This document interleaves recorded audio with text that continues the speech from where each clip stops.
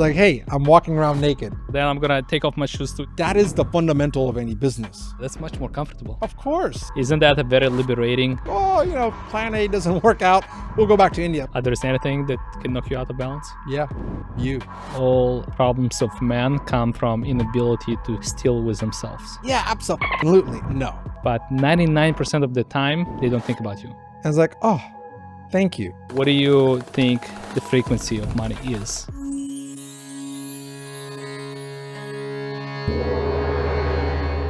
Welcome to the Frequency of Wealth podcast, where we try to figure out the way how to get competitive advantage in the money game and win the race and identify the frequency that generate wealth. And today we have a very special guest, my business partner and my good friend, Mr. Patel. G, welcome. Thank you. Thank you for having me. G is a very, very unique individual, and I was really looking forward to this interview just because how diverse and how rich his background and life experiences have been. This is going to be a very, very interesting discussion. I'm looking forward to it. But before we get started, I just have one question, G. Why are you not wearing shoes? Oh, dude, shoes are out. Flip-flops are in. I mean, people overestimate the freedom that you get. Allows me to ground whenever I want. Take these off. Look, now I'm grounded. Oh, okay. So grounding. Okay. Well, then I'm going to take off my shoes too. Since we have a spiritual podcast. Of course. I'm going to get grounded too. That's right. Take off the shoes. See how different it feels? Oh, yeah. That's much more comfortable. Yeah. That's why Sadhguru always sits like this, Yeah, I'm gonna stop. Wearing shoes to the office then. Let's talk to Vincenzo and Pat about this. First. Shoes are optional now. Yeah, let's get a company buy-in on that. Aside from all your experiences, one thing that's unique about you is that you're probably the tallest Indian guy that I've ever met in my life. Yes, I like to trace my genealogy, right? And I can trace it back 8 generations. Interestingly enough, I mean, we're from a small village of, I would say 10-mile radius, right? So when you're this tall, you're abnormal, right? Even when I go to India now, people are always like looking at me, and especially Gujaratis by nature, they're not that tall. My father's tall, my grandfather, my great-grandfather. And I don't know how that came to be, but I know that in our village, we're the tallest people. And hell, even in Gujarat, like when I walk around, when I go back home, it's always like interesting to they see an anomaly. They're like, where did this guy come from? And then, obviously I look out of place. Yeah. So when I start speaking Gujarati, they're like, oh, he's one of our kind. This is very funny. So you grew up in a village in India, and at what age you came to America? Yeah, man. Amazing village of India, small, named Zhitov. So I moved here when I was 10. To Morehead City. That's must have been a big cultural shift. How did this cultural shift affect your relationship with money, spirituality, just in general life? Sure. I mean, to take a step back, right? As children, we don't know what we don't know. So therefore, when you put in a different element, it's not really that much of a shock, right? But when you reflect back on it, it's like, oh my God, it is tremendous amount of change, right? Where I come from, there was barely running water, right? No sewage, no roads, technology. I mean, God forbid, I don't remember having a phone. I think my uncle had a TV that I got to see. So then you move to United States and you're like, holy shit, this is like a different world. But as a child, it's so crazy how resilient we are as younger beings, and we just adapt really well. But now when you cross compare and correlate, okay, what my upbringing was and how I shifted to US and then kind of progression, it's quite interesting and amazing to see how, a young mind is able to adapt that quickly. Yeah. So do you ever find yourself taking things for granted? Like when you're complaining about Wi-Fi being weak on the airplane, when you fly in, on a private jet, and oh shit, I used to be where there was no running water, when I was a kid, and now I'm complaining about my Wi-Fi on the jet being too weak. Yeah. Listen, in grand scheme, we're humans, right? I do my best to teach my children. It's and there's a really good book, I think we both read it, A Complaint-Free World, right? Yeah. We catch ourselves on these small nuances, the things that are not really pivotal, that it becomes habitual, right? Because of the people that you potentially surround yourself with or how people are kind of reacting. But do I complain? Yeah, but I try not to. I mean, I do have a tremendous appreciation for the gratitude I hold, right, within myself and being in this present moment, right? Yes, do I complain? Absolutely. Who doesn't? We're all human. But I count and I'm aware when I do complain, it's like that's in grand scheme is really nothing. So obviously your family took a big sacrifice when they chose to move here. How does that sacrifice by your family had an effect on your drive and ambition for success in business? Yeah, I mean, a really good question, right? Coming from a complete different background, different upbringing, and shifting ourselves here. I mean, again, my parents took their identity and decided to locate to US. So there was tremendous amount of sacrifice. And I think as an immigrant, I mean, just like you know, people have plan B, right? I don't think we ever have a plan B. We have a plan A and whatever it takes, make plan A work. So the sacrifices, that were taken by our parents is to obviously create a better life. And what does better life really look like, right? That just means having ability to have a roof over our head, having ability to have food on the table, these fundamentals, things that we take for granted, right? Those weren't the natural way of being like back home, like when I was in India. So appreciation of that, I believe, comes to as you mature, as a young adult or even currently now, right? But now looking back to the sacrifice, I mean, think about just uprooting everything in 4 bags. That's it, right? The only person we knew here was my uncle. So the plan A was to succeed, hell come high water. There was like, oh, plan A doesn't work out, we'll go back to India. Well, there's a shit back home, right? I mean, we took everything and we packed it in a bag. We moved here. Yeah. And so that explains why you started so young. I think you started building your restaurant group chain when you were 18, right? You started throwing parties when you were in college Yep. and making thousands or tens of thousands of dollars. Was there, I assume all of it was very intentional. Yes, absolutely, right. I knew the sacrifice my parents made to move here. I knew that there wasn't ever a fallback or to say, hey, if I don't succeed here, then I can go work for my parents, or oh, my parents have a little nest egg. No, they had enough just for us to survive and to make it. So when you're the analogy I like to use, right? A lot of people have watched the movie 300, right? And in it, right, the Greeks, they send them out to the jungle or to the desert or jungle, whatever you want to call it. And the main character is pinned in the back by a lion. Well, when you're pinned against your back by a lion, you're going to fight to death, right? To survive. And if you're in that position, and that's little more graphical, but that is the position I felt like I was in, right? I had no choice or to survive because I'm the oldest one in the family. So culturally, you have to support, take care of your family. And so whatever it took, I did. And, looking back at it, it's like my parent, I think one of the biggest pivotal points that was, I didn't realize so recent is how supporting they were, right? I didn't have to be a doctor, right? Like all Indians. I didn't have to be an engineer like Yeah. all Indians. They said, okay, whatever you want to do and do it to your best of your abilities. I mean, I don't think many young kids at the age of 18 say, hey, I'm going to start a career throwing parties and then open up a nightclub. Yeah. As an Indian, that would be laughed at. Yeah, for sure. So it sounds like you are grateful for the adversity that you had because it shaped you and gave you the character that you are, right? So how does, having had that experience yourself, how does adversity plays a role in how you raise your children? Like, do you create artificial adverse situations for them to give them opportunity to discover themselves? For the audience, I would love to say, yeah, absolutely. No. Okay. It's different times, different places, right? The adversity that I faced and the challenges that I faced are different. We're in a different time, space, and element, right? So therefore, to replicate our adversities or my adversities and implement that, I think that's an ass backward way of doing it, right? They face their own adversities in their own ways, right? I wouldn't even consider an adversity, right? Like I think technology itself can be an adversity in this time. Yeah. When we look back at to it, right? Just because we didn't have it, but the amount of information, the knowledge flow. Think about processing all these things where we didn't really have to, right? Yeah. I could play with sticks and mud, and that can be adversity, Yeah.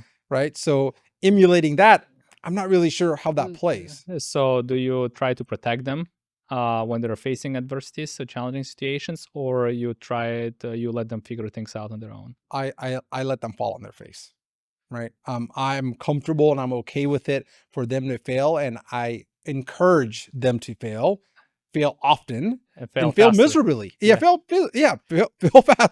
Don't keep doing the same shit over and over again. Then we're gonna have a Yeah. problem. Yeah. But it's okay to fail, and I tell my children, it's like, hey, listen, as long as you try it, that's all I can ask for, right? Mhm. And then take whatever you learn from it and make it your own or not. So, on your first hospitality ventures, was it purely analytical thinking when you were starting to throw your first parties and opening your first nightclub, or was it gut feeling and intuition and spiritual related? I believe that, when I first started, right? I mean, again, where does analytical thinking really come from? It comes from actually having experience, right? How much experience can you truly have by the age time 17, 18? So I believe in that at that time, you really have to go, and it is a gut feeling. And for me, when I started that, it's like, okay, it's kind of just taking baby steps, right? I saw that, okay, I had success having 20 or 30 people at my apartment.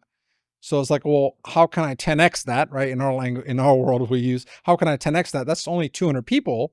So like, all right, so let me find a bigger venue and do it on that perspective. It wasn't like, okay, if you do X, Y, and Z, here's the yield and here's the ROI that you should achieve. It's like, I know that if I can get 20, I should be able to get 200 if I create the right experience for the people who are attending.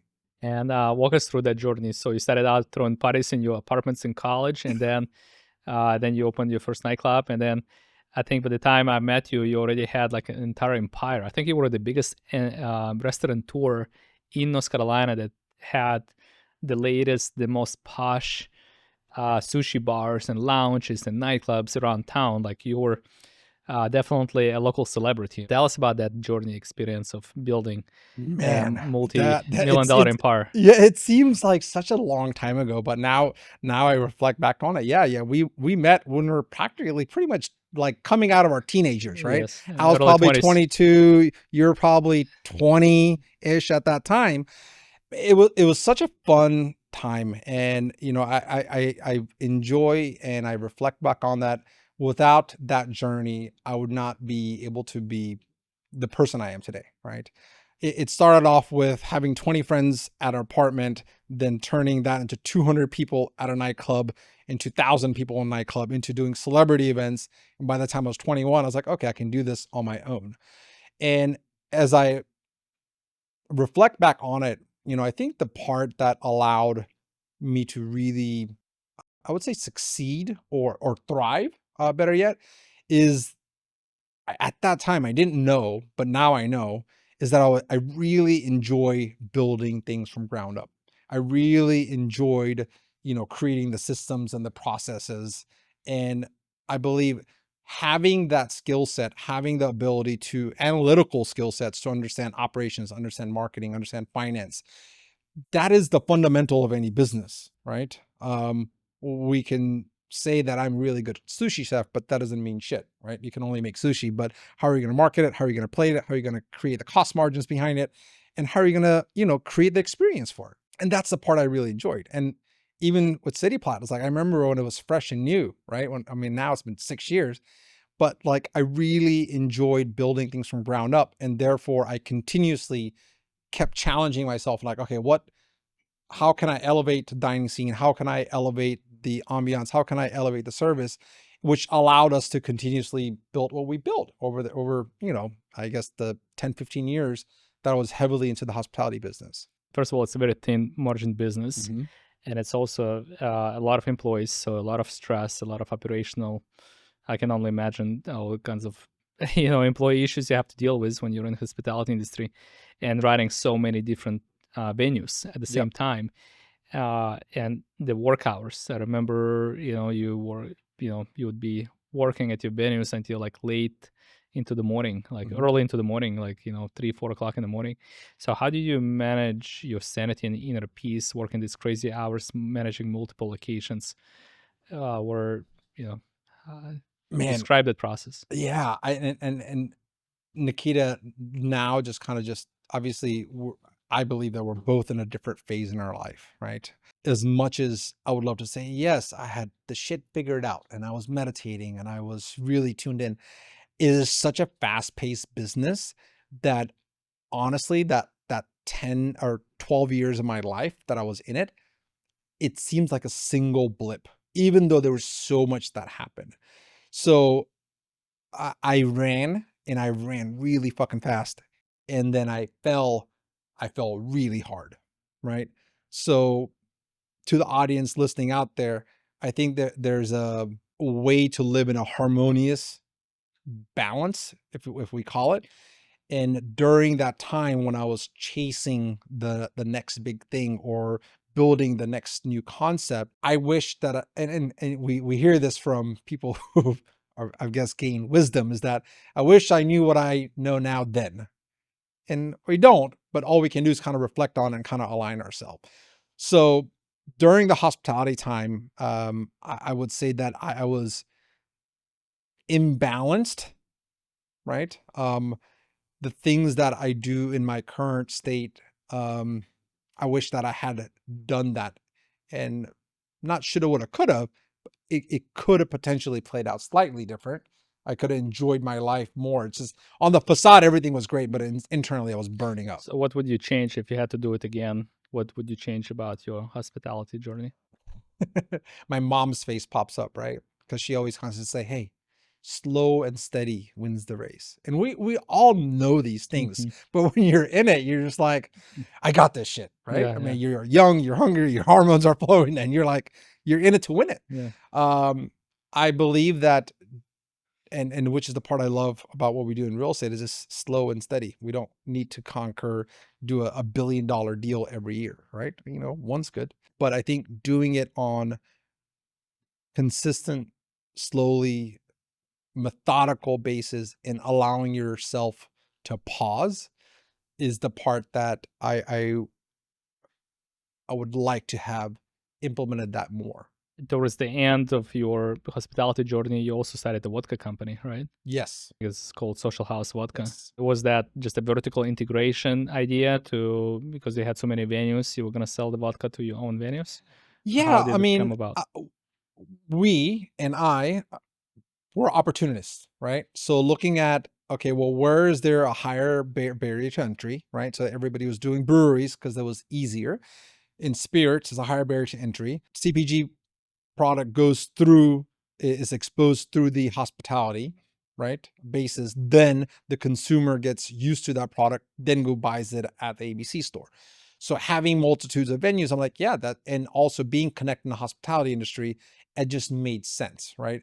And having the complexity and the nuances on how to start a spirit brand, because you're not just now regulated from a local standpoint, you're regulated by the feds, right? You're regulated by TTB. Mhm. So therefore, there's a lot of nuances that goes in and business acumen that's required to start that. I mean, if I recall, I mean, I know we were in the top first 10 distilleries to start. That's an interesting chapter in my life, right? Because I like to learn from all aspects of it. Everything happens for a reason, and that's not just a saying. I truly believe it.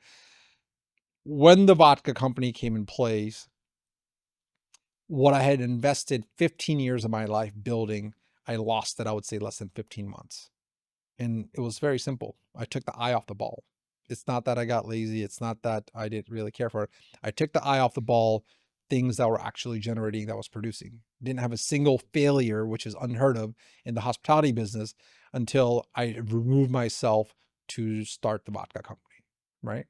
And And there's so lessons learned. you think the vodka company was a catalyst to you losing your hospitality? 100 fucking percent. Absolutely. And it's my own doing, right? Because what was producing, I was like, okay, well, let it produce itself. Like, unlike real estate, once we put the motions in play, it kind of works. You got to wiggle here and there. Hospitality is completely different, right? There's hundreds of variables that are changing on a daily basis. So therefore, if you're not there to actually manage those variables, they're going to go awry, just like anything else, right? It's the stock market, but on crack. That's what hospitality is. So when I took the eye off the ball to go start the vodka company, essentially just wheels started coming off. And once the wheels start coming off, doesn't matter how well capitalized you are, which I was well capitalized. I had millions of dollars sitting there, but burning $50,000 to $100,000 every month only goes so far, right? That eventually led, I guess, to you filing Chapter 11 in Yep, 2019 or 2018. that's correct. 2019, January 21st. And tell me about that experience and how did you deal with it mentally, spiritually? Yeah. I believe, again, everything happens for a reason is kind of the motto here. It was tough. It was dark. And I lost my spirit and my drive, which is what I thrive in mostly. And obviously what led to that again is just eye off the ball, then became over leveraged. Then at that point, people want to get banks want their money, lenders want their money, landlords want their money. I thought I could come out of it, and it came to a point where I just had to throw in the towel. So was this given up or was this like a strategic surrender? I would say strategic surrender. I don't think I have a bone in my body that allows me to give up, except for there's one instance in my life that did occur, and luckily I didn't succeed at it. But it was strategic because one, I had family to protect. I had to make sure that I could, die to live another day. So therefore started positioning my way where I could, wipe the slate clean to the best of my ability, but still have just enough to where I can continuously support and feed my family. And where I felt like I giving up, it's like, it seems like such a long period when you lost faith in yourself and when you lost the light, right? 6 months seems like eternity. So January 21st, 2019, filed for bankruptcy. May 5th, 2019, try to commit suicide. That window just seemed like such a long span because you just don't have that inner glow, the thing that keeps you alive, the things that keeps you stabilized, things that keep you happy, things that keep you, waking up in the morning. That is the time I threw in the towel, and luckily God didn't accept that towel and he threw it back in my face. And so we restarted. And I would say that's where my spiritual journey really kicked in. What gave you the hope and the vision to keep going? It was my mother who saved me, right? My mother accidentally walked in on me because my wife had called and said, hey, she calls me, Go is not doing well. And can you go check on him? Because he's upstairs and I don't know where his head's at. And I was in the bathtub ready to take my life. And she came through the door and her voice is what saved me. And then at that point, I can't believe how deep down the rabbit hole I was to be even at that, like, can't even describe it. This gut wrenching. It's still so tight and it hurts. But I mean, it was very selfish. Is that when you had kind of a spiritual awakening? Yeah, I would say yes, because now I get to build myself from ground up the way I know that I'm meant to be built. And growing up, obviously, Indian culture is big on Buddhism or Hinduism and different spiritual practices. It sounds like up till this point in your life, you were not very big on those spiritual practices. I think from a spiritual practice, I mean, again, we all have our shrines in our house, so we always pray, right? So there's cultural celebrations, but I think from a spiritual practice standpoint, being internally analytical in who you are as a person, that's not something that was cultivated or a conversation that we had. I mean, right? We are believers in higher power. We're believers in praying. We're believers in having gratitude. But I think there's believing and there's actually doing. There are two different components of it. Because I think just because you go to church, that doesn't necessarily mean you're a believer. Mm-hmm. And I believe to go on the spiritual practice, you have to really internalize yourself and understand who you are as a person and start deconstructing that to really become a believer. Sounds like right now it's a big part of your life. Oh, it is, I would say yeah. Yeah. Yeah, I if don't even not have a the word to describe it. Yes, yeah. absolutely. And so how do you use those meditation or these other spiritual practices as a tool for business? For me, it's really calming the mind. That's what it really comes down to. Calming the mind, allowing things to work through you, right? And not necessarily this happened to me, but you allowing it to happen. I would say my spiritual journey really began when you and I met, which was August of 2019, right? I had completely took a sabbatical and I took a big pause to just, again, recalibrate and understand who I am as a person. And if you haven't done that, I highly recommend you just taking a pause and just sitting. But how that translates into today's, I guess, my way of being, just being very grounded and supported, right? So the practices that um, I do or I take allows me to be fully present, allows me to know from a holistic and the entirety standpoint who I am. And when you can operate from that, there's not much that can, shake your foundation. Yeah, sounds like you have a lot of resilience now after having gone through what you have gone through, where very few things can knock you out of balance. Sure. Are there anything that can knock you out of balance? Yeah. You. Yeah, okay. No, I mean, yes, but not to a point where I think understanding how to recalibrate yourself, right? You can do it in an hour, you can do it in 30 minutes, you can do it in 10 minutes. I think understanding how to recalibrate yourself, it becomes very pivotal, right? Um, there's things that can, external forces that are constantly moving around you, right? Mhm. But if you allow those things to just flow through you instead of impact you, then life just becomes a lot easier and Mhm. susceptible. What is your morning routine looks like? Oh, normal days like today. If I'm here, if I'm in Raleigh, our home base, wake up around 3 o'clock, Is it three listen, o'clock in the morning? yeah, 3 in the morning. I like to wake up at 3. I like to listen to some, it's just very calming music. Music has become a really big component for my life in my life. So listening to music, just being present with myself.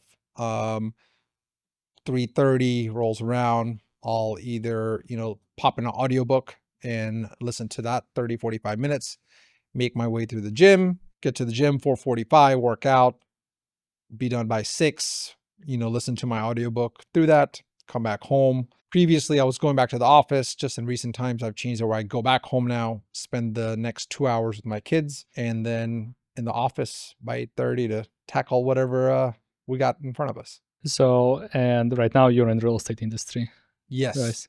So, well, before we get there, what if you were to?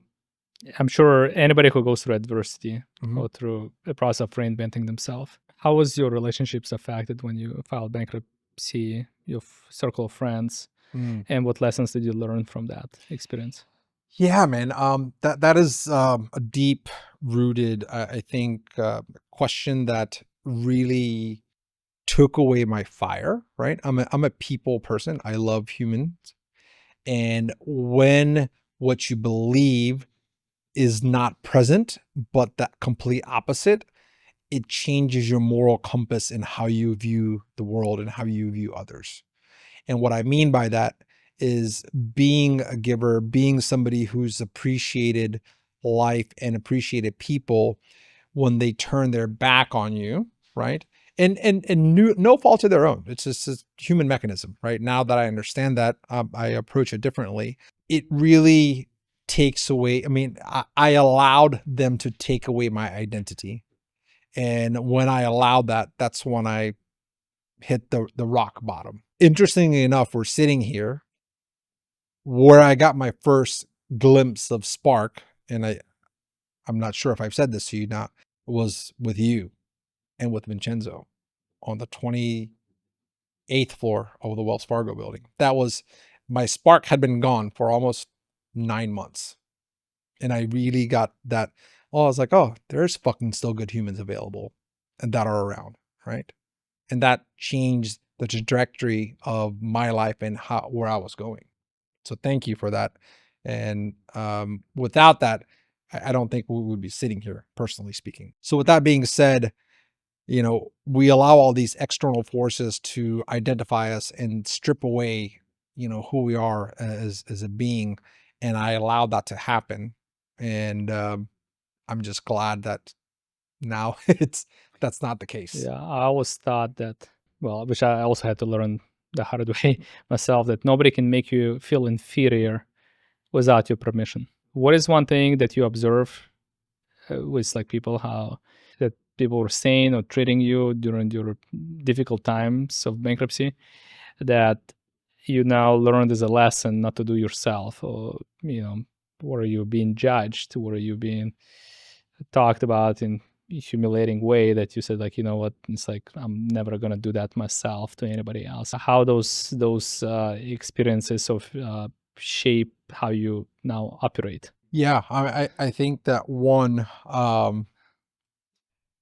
accepting of vulnerability. I feel like most people aren't vulnerable because they are scared that how somebody else is going to perceive what your vulnerability is. And I intentionally get vulnerable, so then that creates the stage and the standard to create a human connection. It takes away their power. That's right. They have nothing on you. That's right. It's like, hey, I'm walking around naked. Judge me as you wish. I'm okay with it. Isn't that a very liberating feeling? Because now it opens up, you can actually do whatever you want to do without caring what anybody else is going to think about you. Absolutely. It's amazing because if you're comfortable with it, if you're putting that out, and it's because that's just what it is, right? It doesn't define who you are as a person. Once you know and you're grounded and you know the good being that you are, it allows for a softer platform, in my opinion. Yeah. So I think we're getting somewhere here as far as trying to identify and pinpoint frequencies of wealth. I think it's one of them. Sounds like it was not intentional, but sounds like we just identified one of them is being vulnerable. Liberates you to do whatever you want to do without the fear of what somebody's going to think about you. 100%. And the moment I did that, it just allows you to flow in a different state of being, right? And I think for me, specifically speaking, right, we talk about, God, just thinking about the word just gives me heebie-jeebies, like grinding, right? It's like, what is that? Like going against the grain. Like, why must you go against the grain? And when you have the ability to flow and just be and be comfortable with you as a person, which then when your vulnerability is displayed for others to see and you're comfortable in that, well, like just that feeling of being like a tree stump, nothing can really shake you. My biggest weakness of me going through bankruptcy, or how it can be looked at, or my attempt to commit suicide, if I put that out there, what other powers somebody is going to have that's going to even flinch me? I mean, you could throw up 100 miles per hour wind at me, but I'm grounded. I feel good. Yeah, when I was younger, I used to always be concerned about what other people think of me. I would hear somebody said something, hear the rumor, and then I would spend all this time tracking down that person, finding them, and then says, okay, here I am, look me in the eye, and here is what I'm hearing you talk about me. And over the years, I realized that people occasionally make comments about other people, like, oh, this person is such and such, this person is so and so. But 99% of the time, they don't think about you. And you're not even registered on their radar of importance. It's their reflection. It's the reflection usually of themselves, but they might drop occasional comments. But again, 99% of the time, they don't think about you. And you're not important in their life. So it's like, once I realize that, it doesn't matter anyway. Like, I don't think about them, they don't think about me. So what's the point of wasting mental energy worrying about what others are going to think about us? For sure. Obviously, right now, when you were in the hospitality industry, you were dealing with average check size of $100, maybe $50. I don't know what the average tab was in your Yeah. venues, but and now in real estate, we deals with millions of dollars, tens of millions of dollars in every transaction. How does that change, transitioning from one industry to another and being in commercial real estate now, change your relationship with money? My relationship with money, and I this is it's been an interesting factor that I've been kind of unpeeling and like peeling the layers myself, right? Money is a form of frequency, right? It's energy, right? And how you interact with it interacts with you. That's my belief, right? So let's take it in a comparison standpoint, right? You and I are friends, right? If I only call you when I need you, how many times are you going to really answer my call until you stop like, oh, he's fucking calling again, right?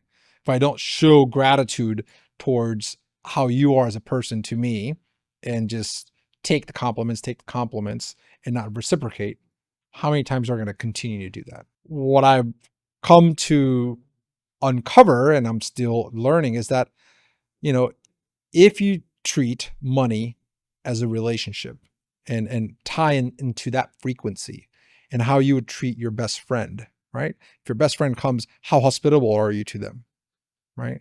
If your best friend calls, it's like, are you willing to answer?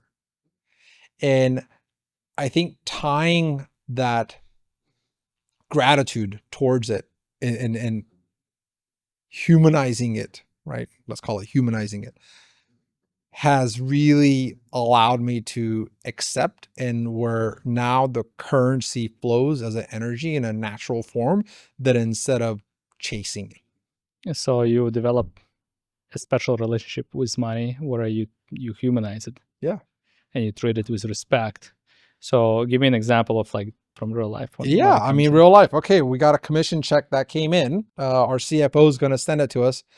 And it's like, oh, thank you. Thank you for coming into my life. Where do you want to go? What do you want to do? Do you want to invest it? Do you want to go buy a watch? Like, what do you want to do with it? And actually having a dialogue, not in a psychotic, I mean, like, and we all have these dialogues. We just aren't transparent about it. But like, what's so weird about having a conversation with a form of energy? Because everything is energy. Yeah, it is true. What do you think the frequency of money is? Like, what is the patterns, behaviors that help you attract more of it? So I think going back to that, I believe it's the behavioral patterns in your relationship with that, right? I would love to tighten that niche in on figure out exactly, is it 776 hertz that I can play that attracts it? I'm not really sure. It might be there. I don't know. Yeah. But I think it is your behavioral patterns when it comes to money. That's where it really and what are those behaviors? The goal of this podcast is try to identify and do those pattern recognitions. Right? I think gratitude, like most people don't give appreciation when they receive money. It's very transactional. It's like, okay, money came in. What can I do for it? Holy shit, I got to pay bills and it's gone. Right. But sitting with it like it's a person, try it. It's quite interesting, right? And this is, I mean, I just started doing this in the last, I would say, year. And when you do that, more just comes when you don't even, I was like, oh shit. It's like, I didn't realize. So it's almost like by you talking to it, you acknowledge it. Of course. You acknowledge it. Do you write letters to it or do you just talk to it? I just have a conversation with it. And it doesn't have to be so serious. It can be playful. It's like, oh shit. Hey man, you're here. Yeah. What should we do? Yeah. Let's invest. See, what does your intuition say, right? Yeah. Do you want to invest it? So when it comes to business decision, how much role does your intuition play, and you go with a gut feeling versus numbers? Oh, that's a loaded question. I think that, listen, I'm a believer in computing it, right? And providing the theoretical approach and say, hey, if we do X, Y, and Z, is the yield going to be there, right? And validating, but end of the day, intuition plays just as equal part, right? And I'm very fortunate that I have 3 other partners whose intuition sometimes don't align. So then you kind of, because you all are operating at the same frequency or similar frequency. And if one person's not feeling it, there's something there. And if one person is feeling it, okay, well, lean into that and say, okay, well, why is it? Why are they so confident and comfortable with it? Right? Yeah. What am I not seeing? So it's an amazing dance you get to have. Oh, which leads me to my next question. So you used to be a solo entrepreneur, Yeah. and now you have partners. How do you deal with ego and control and those challenges? Man, so when you're a solo entrepreneur, when you've had to carry the entire mountain on your back, right? Do that for a long period of time. And it comes to a point where, you know, somebody's ego or somebody's thought, somebody's wanting more or less, I think completely negates having to carry that entire mountain on your back. And I am eternally grateful that I don't need to carry that mountain on my entire back, right? So do these instances happen? Absolutely, right? Are they going to happen? For sure. But having, water the lawn on that side for so many years, I know what that looks like. Yeah. In experiencing this, I'm like, oh, what? There's a little brown spot there. Who gives a shit? Let's throw some more water on it. It'll be fine. That is the privilege that I have, and I'm okay with knowing that that's not what I don't want to do. Right? I don't want to be a solo. Not that I can't. I absolutely could, but I enjoy this a lot more. It's nice to have a comfort thought that there's somebody else who has you back. Yeah. That you're not in it by yourself. Absolutely. Going back to a little bit to your relationship with money, are you a big spender, or do you like to conserve and conserve and invest? And I am a believer in enjoying life. You only get to live this once, right? That doesn't mean I'm irresponsible, but also doesn't mean that I hoard. You mean you get to live the character of G. Patel once? Yes, you're right. The character of G. Patel gets to only live this once, right? So I think that there's a fine balance in it. And I believe in enjoying and having many experiences possible, and having the ability, the currency or money allows you to do is those experiences, right? So I would say I'm in between. So do you view money as the instrument by which you can experience life, which is, I guess, so you think the purpose of life is to have experiences, and money gives you that instrument to be able to do that? Yes, right. I don't want to put words in your mouth. No. Money. I think currency is an instrument that allows you to experience things. Can you experience life without it? Absolutely, right? I think I did a post recently. It's like, if I was not doing real estate, what I would be? It's like, I'll probably be a monk, because it's amazing what you can do when you're using your own head, right? When you go into a deep meditative state, what can you not experience? You can experience everything. But in this physical realm, yes, I believe that money allows you to, have these experiences. And in same retrospect, it's important to have a relationship and understand your relationship with money. What is it, right? What my relationship is completely different than your relationship. And not all relationships are the same. Yeah. So on because again, historically, you haven't been a very spiritual, meditative person, but now when I think of you, or when I think about a word meditation, your picture comes to mind, because you are it and it is you. It's like, because that's what you do, right? Yeah. So how did you became that person, and why meditation became such an important part of your life? Meditation allows me to be still, to be present, and to feel everything that's going around me without me being in everything, if that makes sense. And up here, it makes full sense, right? I think that being still is such a tremendous virtue that it is not given enough credit to, right?